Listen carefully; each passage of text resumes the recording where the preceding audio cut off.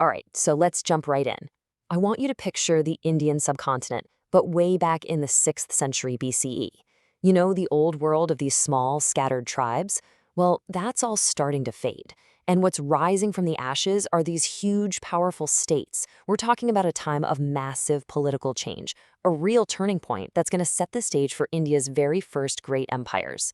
So, right at the center of all this upheaval, you've got 16, count them, 16 major kingdoms. These are the Mahajanapadas. And honestly, the best way to think about it is like a massive, high-stakes Game of Thrones. The whole subcontinent was basically a patchwork of these 16 powerful realms, and every single one of them was competing for the top spot. And that brings us to the big question we're tackling today. With 16 ambitious players on the board, how in the world did just one of them manage to outplay, outsmart, and just outlast all the others? How did one kingdom rise up and lay the groundwork for what would become India's very first empire? Okay, so let's get to know the key players in this game. We're talking about the Mahajanapadas. And look, these weren't just random patches of land. No way. These were the first real, organized states in ancient Indian history. They were a total game changer for the political landscape. Even the name Mahajanapada, it literally translates to Great Realm. Pretty cool, huh? And they popped up mostly in the Gangetic Plains, which you have to understand was like hitting the jackpot geographically. It was super fertile, which meant tons of food. And more food means you can support a bigger population, which you absolutely need if you're going to build an empire. What's really cool is the political variety here. It wasn't a one-size-fits-all kind of deal. Sure, you had your typical monarchies, ruled by a king, like in places like Magadha, but then you had these other states, like Vaji, that were basically republics.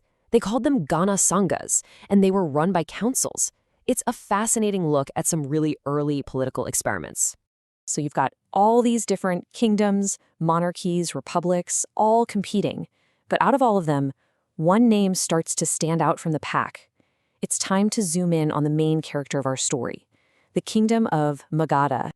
So where was Magadha? Well, it was located in what we now call Bihar, and its capital, Rajagriha, was cleverly tucked away, surrounded by hills. Think of it like a natural fortress. From this super secure home base, it was in the perfect spot to start changing the rules of the game for everyone. Now, here's the thing you have to get about Magadha.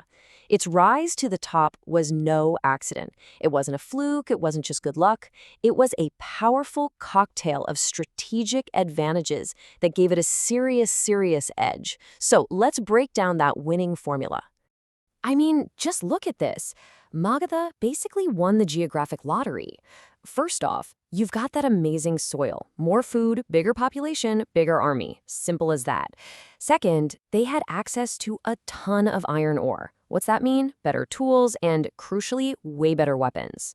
Third, they controlled the rivers, like the Ganga. That's like having your own personal highway for trade and for moving your army around. And to top it all off, that capital city was a natural fortress. Seriously, geography was their secret weapon. But a great location isn't enough, right? You can have all the advantages in the world, but it takes people to build an empire. You need ambition, you need a smart strategy, and you need some seriously tough leaders. So let's meet the architects of Magadha's empire, the rulers and the dynasties who made it all happen. The whole story unfolds across 3 key dynasties. Think of it like 3 acts in a play. First up, you've got the Shishunaga Dynasty. They're the ones who laid the foundation.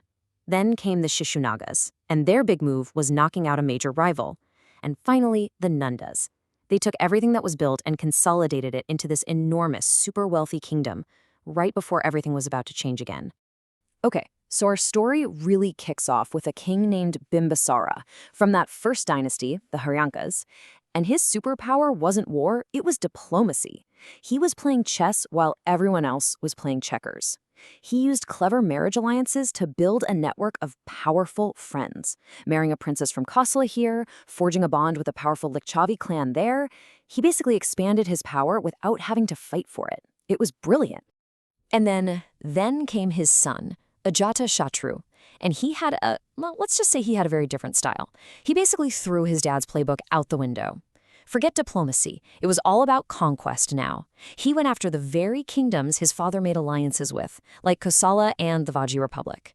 Plus, he poured money into new military technology, building these advanced war machines to crush his opponents. Yeah, the whole soft power thing, that was officially over. All right, next up, the Shishunaga Dynasty steps in, and they deliver the final decisive blow. They went up against the kingdom of Avanti, which was really Magadha's last major rival, the final boss, if you will, and they defeated them. With Avanti out of the picture, Magadha was left standing as the undisputed champion of northern India. And that brings us to the final act, the Nanda Dynasty. Now, these guys took Magadha to a whole new level. They had a massive army and legendary amounts of wealth. But, and this is a big but, they were deeply unpopular rulers. Their tyranny made a lot of people angry, which, as it turns out, created the perfect opening for a new hero to enter the scene, a young guy named Chandragupta Maurya. So after all that, all the smart marriages, the brutal wars, the empire building, what does it all add up to? What was the point? What did Magadha's rise actually mean for the future of India? Let's talk about the legacy. So, to recap, when you boil it all down, the winning formula is pretty clear. Step 1, an amazing location. Step 2, a booming economy thanks to all that fertile land and trade. Step 3, a line of ambitious and, frankly, ruthless leaders. And Step 4, a killer army with all the best tech. It wasn't just one of these things. It was the combination of all of them. And this is why all of this is so incredibly important.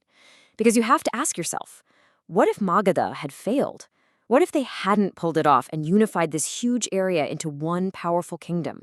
Well, then there would be no Mauryan Empire. It's that simple. The very first great empire in Indian history, the one with legendary figures like Chandragupta and Ashoka, it was built square on the foundation that Magadha had spent centuries creating. You see, Magadha's success literally created the blueprint for how to unify India.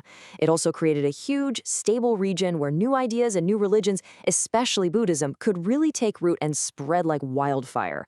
The ripple effects were just massive and lasted for a very, very long time. So that leaves us with one last really fascinating question to think about. What if things had gone differently?